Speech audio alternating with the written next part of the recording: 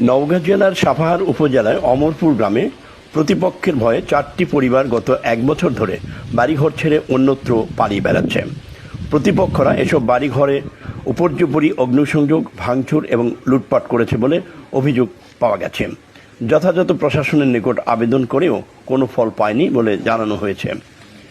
অমরপুর গ্রামের আফাজউদ্দিনের পুত্র মাহফুজুল ইসলাম জানিয়েছেন, গত 2024 সালের পবিত্র ঈদুল ফিতরের দিন প্রথম তিনি সহ তার শরিক আব্দুর রাজ্জাক, সোলেমান আলী ও সালেউদ্দিনের বাড়িতে অগ্নিসংযোগ এবং ভাঙচুর চালানো হয়। পুকুরের মাছও লুটপাট করা হয়েছে। তাদের জোরপূর্বক বাড়ি থেকে বের করে দেওয়া হয়। তারা যাতে বাড়িতে ঢুকতে না পারে সেজন্য প্রতিপক্ষ সার্বক্ষণিক পাহারা দিতে থাকে। এজন্য গত 1 বছর ধরে ওই 4টি পরিবারের কমপক্ষে 25-30 জন সদস্য বিভিন্ন জায়গায় মানবেতর জীবনযাপন করছেন। প্রতিপক্ষরা আওয়ামী লীগের সদস্য হওয়ার কারণে তাদের সাথে পেরে উঠছিল না বলে জানিয়েছেন তারা। নিয়ে কেন্দ্র করে গন্ডগোল করে জমি জবরদখল করবে আসলে প্রতিবাদ করতে গেলে তার পরাধীন এসে তারা বাড়ি ঘর আসে ভাঙচুর, লুটপাট, পুকুরে মাছ মারা, গাছ কাটা অভিযান শুরু করে।